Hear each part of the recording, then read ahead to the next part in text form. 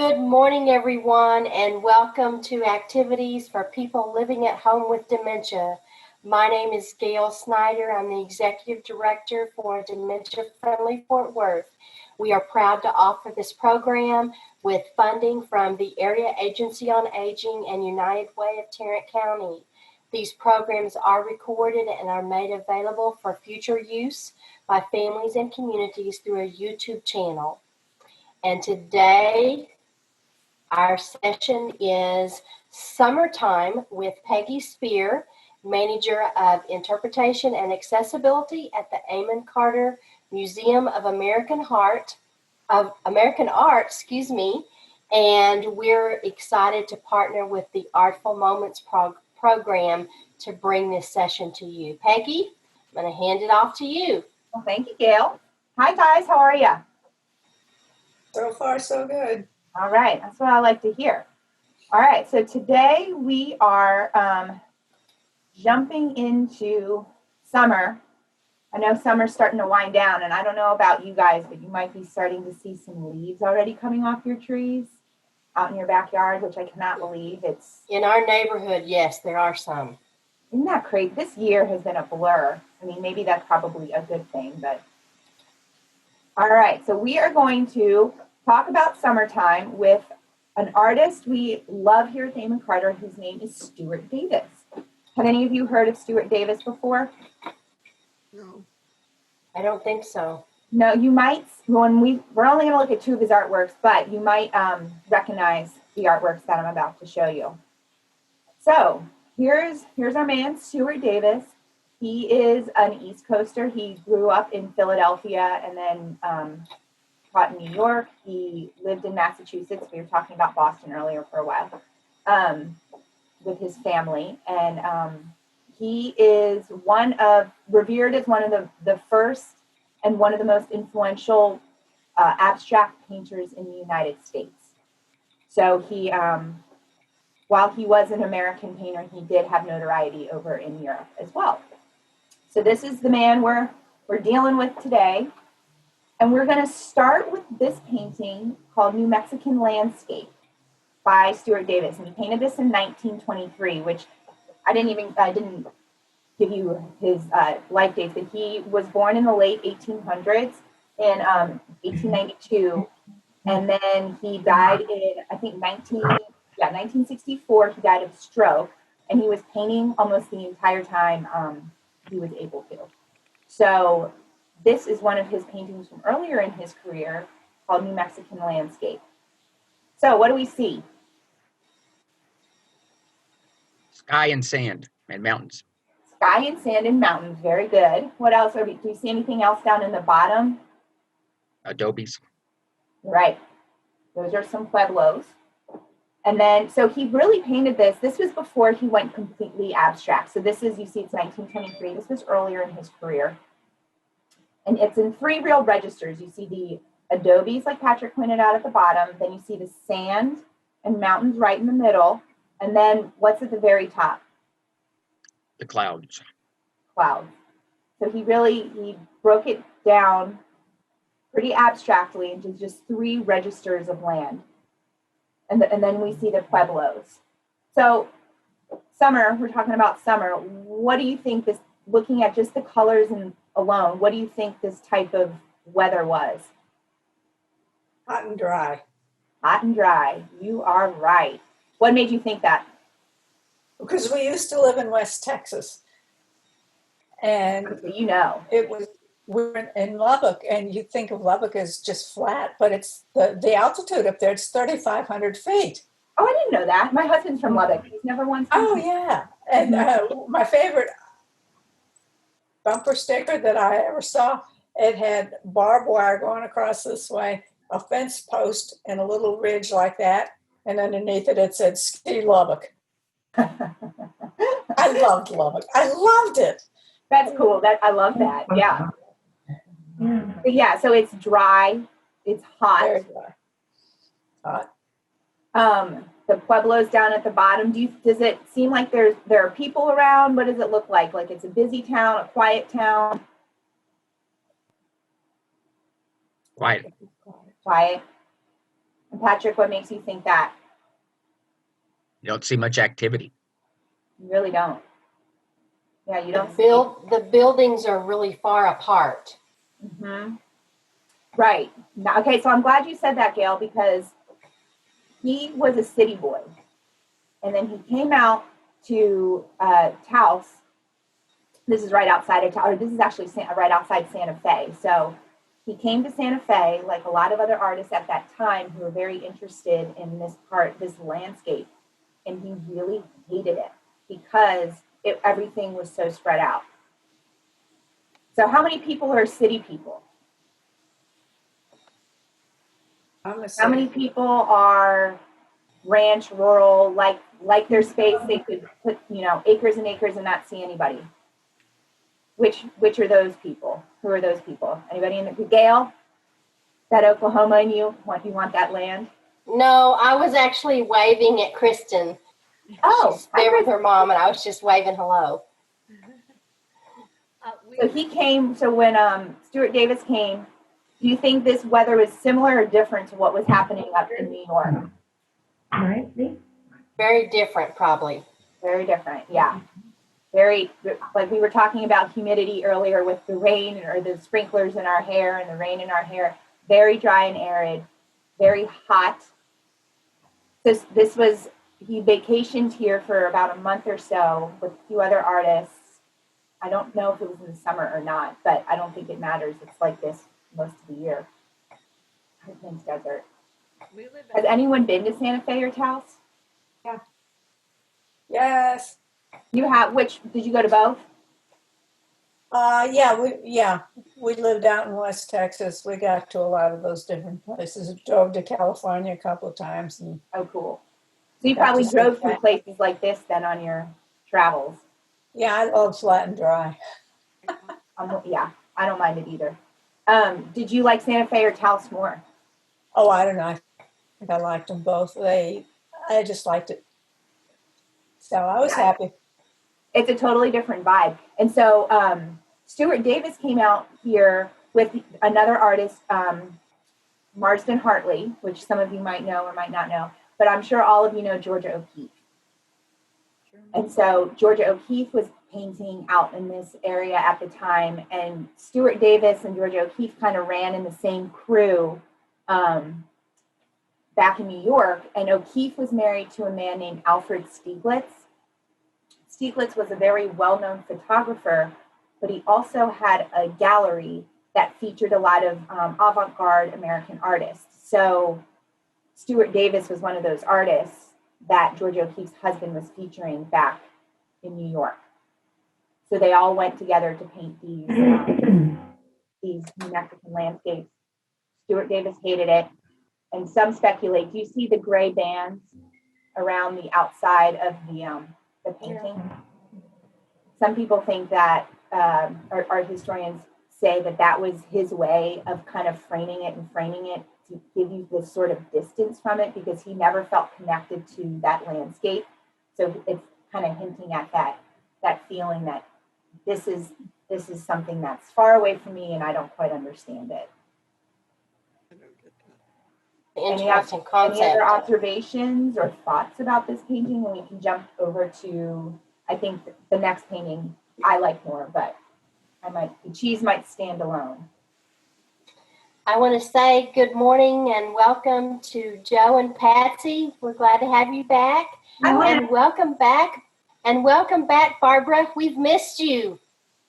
You've been gone for a while. And welcome back, Ruth. We're glad to have you with us today. All right, go ahead. I just wanted to welcome them to the program. I'm glad y'all are here. It's funny the way my band of pictures is right now. I can only see like 3 or 4 of you at a time. So when people are joining, I'm not even seeing your faces. So I have to remember to scroll down. Welcome all of you. All right, so we're jumping to our next Stuart Davis. Totally different, huh? Oh yeah. Wow. Love the colors. Aren't they beautiful? Gee. All right, so tell me, so this one is called Bass Rocks No. 2. He painted it in 1939, so that's almost 16 years after the last painting. I mean, what do we see? What's happening? Totally different vibe, huh? All right, so what do you guys, I know this is pretty abstract, but are there any things that jump out at you or anything you might speculate it is?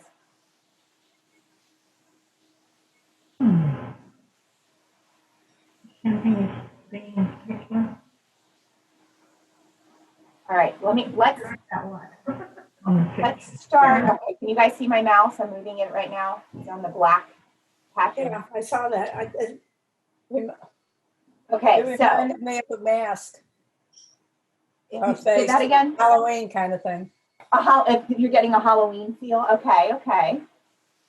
Well, this is okay. So it's called Bass Rocks Number 2. This is actually an area in Gloucester, Massachusetts, a beach area that Stuart Davis and his family would visit every summer. So now that we know it's kind of a beach area, and we've got that in our minds, are you getting any sort of beachy or summer vibe? Did you come to see somebody? Say that again? Water? Water? Where are you seeing the water? What color? The light blue in the middle. The You're right, biggest. aqua. Yeah, so this blue in the middle, Davis did intend for it to be the ocean. What do you think these black lines are? Waves. Waves. Who said that? Paulette? I did, Paulette. You nailed it. These are waves. What do you think this yellow band across the top is? The beach. The beach, Patrick. You guessed it. And this little detail right here. What do you think, or what do you think that is? A person. That's the one person he includes, or one sign of life he includes, is this tiny little person right at the shoreline. And so over here, you see these black and red and orange, blue and black. He uses those to signify the very rocky terrain that lined the beach. This little area is called Cape Ann. So I know it's very abstract, but do you see that the ins and the outs? Does it look like it's smooth or does it look like it's bumpy? Bumpy. Yeah, pretty bumpy. And is there anything else you might recognize? Think about if you're sitting on the beach. Here, and I'll give you, this is what the actual beach looks like. Okay. Yeah, isn't it? It looks pretty serene. All right, so he's trying to capture this scene in Gloucester, Massachusetts, right on the water. So looking at this picture and then going back to the painting, do you see details of another thing he captures by being on the shore? I'll give you a hint. It's down in this corner, this bottom right corner. The post with the black and white next to it makes me think of like a volleyball net. Oh, right. Oh, that's fun. You're right. I hadn't seen that. Except it's missing the other pole. Right. It's a broken volleyball net. I think here, and I think you can see on a white example here, they might be boats. You can see there's boats that are docked right in the middle of the water. This down here might be a boat with a flag or a sail. Have any of you been up north to any of the beaches up north in maybe Maine or Massachusetts or New York? Yes. I used to live in Boston.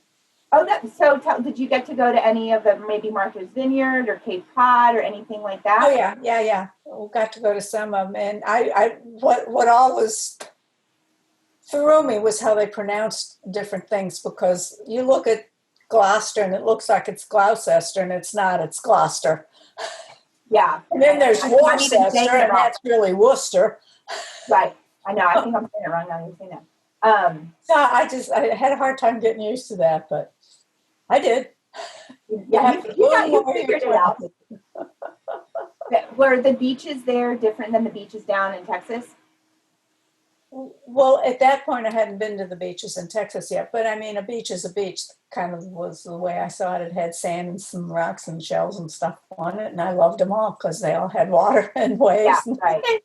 Being by the water, the ocean and lakes. Yeah. And Has anyone else been to any Northeast beaches? I've been to the beach off of Long Island. And what did you think? It was a nice beach, but it wasn't rocky like that. It was more flat. Mm-hmm. Yeah, not all of the beaches up north are rocky. mm-hmm. But was the water? Did you think the water was much colder than it was down here? I hadn't been to the beaches in Texas at that time, Oh, okay. and the day I was at the beach, I didn't get in the water. Oh, okay. It was a long story. Yeah. Got there, but yeah, nope, no water today. I'm scared to death of water. Really? But you love a good beach? Well, I didn't get in over my ankle. I understand that. You never know what you're going to walk on. The water up north is a lot. I feel like not Yeah, as since I couldn't walk on it. You know? right. No, ankle deep is good enough. Yeah, ankle deep was fine. Yeah, the water. I think the water up there too is. My husband grew up in Texas, and I grew up in the East. And summer we went up to Delaware. We always vacationed in Delaware on the shore. And my husband was very surprised at how cold the water was compared to the Galveston where he used to grow up going to, and how dark the water was compared to the Gulf Shore. So, to me, like Paulette said, a beach is a beach, in my opinion. So, does anyone else vacation? Some people go to the mountains or the desert. Some people go to the beach. Where else do people vacation? Do you guys have any good memories of summer vacations with your family or friends?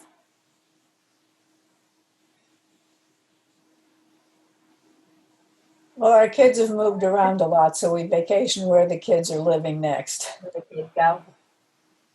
Were there any families or anybody who go to like ranches in like Montana or Wyoming, get totally away from the heat and just hang out in the cabin? Are there any summer vacationers of that type?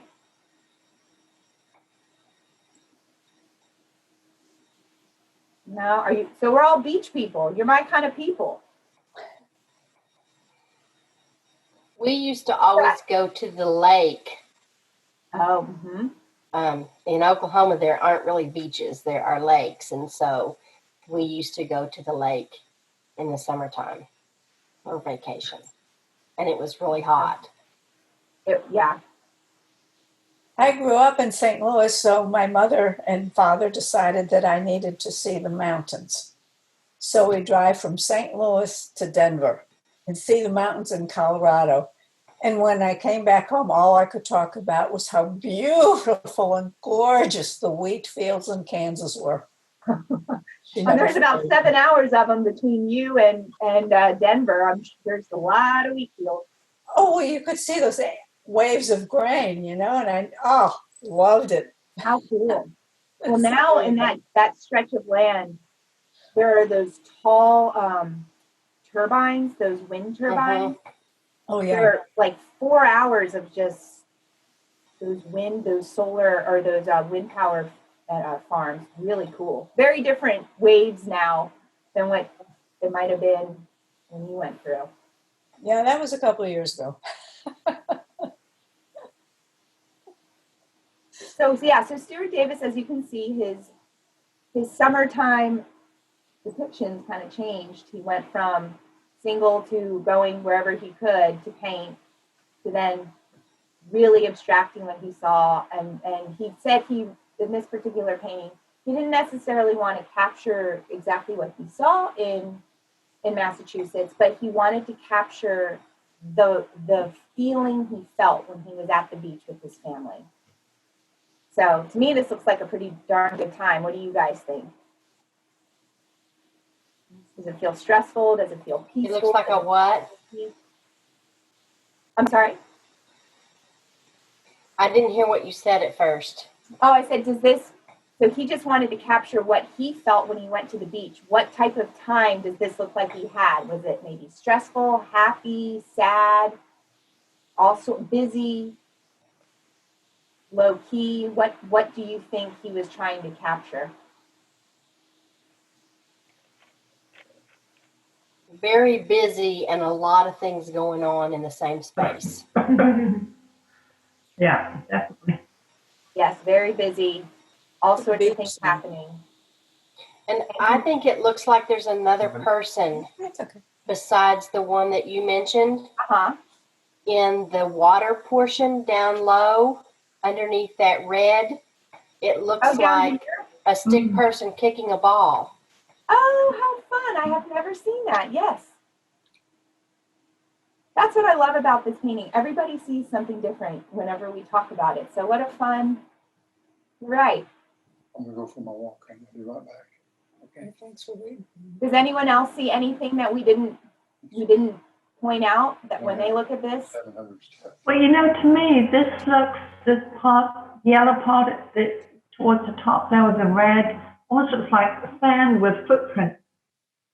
Footprints left. Oh, I love that.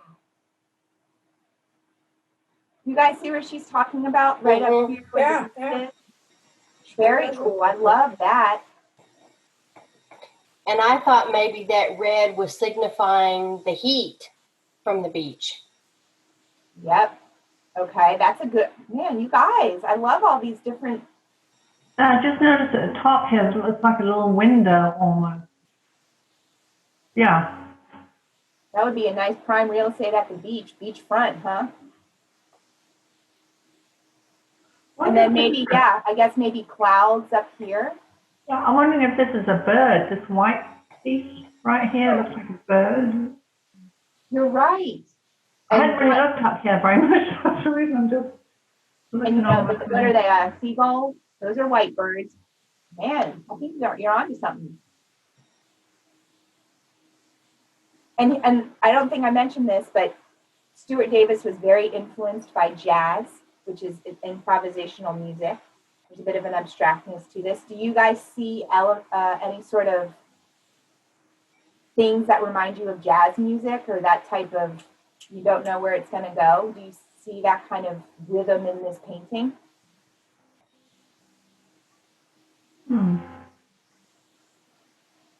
The lines are like that because none of the lines are patterns really. Yeah. They're very short patterns. Right. Kind of a jazzed up picture, I guess. It's just a lot of stuff going on.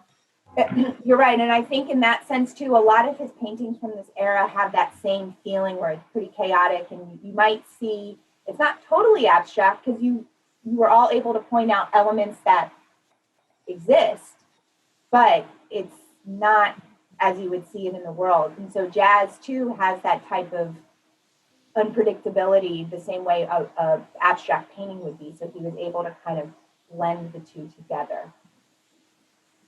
Because you can see he wasn't listening to jazz here. Here we're grooving. So what we do, this is an activity that we often do when we're in the galleries looking at the painting together, but I invite you guys to do this when you're at home, and maybe you have a piece of string or wire or something, but look at different paintings or pictures you have in your house, maybe framed pictures or landscape paintings, things like that. So you're going to get a piece of string, wire, whatever you can find, paper clip, and open it up. And then try to recreate some of the fun lines that you see in the artworks that you're looking at. So here was my attempt to have a wire. I tried to recreate this little line right here and see if what you can make with just your little piece. And it makes you kind of appreciate some of the details that you might not have initially seen, because like you all pointed out, this is kind of a busy painting, but makes you notice some of the lines that the artist or photographer incorporated to create some sort of balance or interesting visual inclusion in the painting. And my husband and I, we will do this with things at home, and we'll say, okay, can you find the line that I just created? We almost make it like a little game. So it requires a lot of close looking. So maybe you can challenge your family, your friends, whenever they're over next, if you're looking for just something easy and quick to kind of do, you can create your own little lines based on what you're seeing in front of you. So any last thoughts? It's about 11:02 right now, so I know lunch is coming up and people have things to do, but are there any other observations or comments you guys have on what we saw today?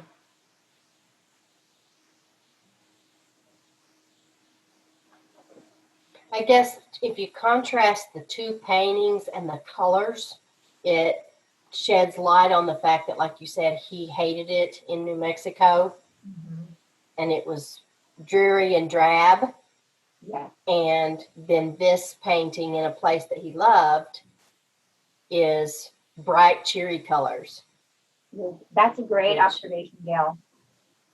You guys see that, what Gail is talking about?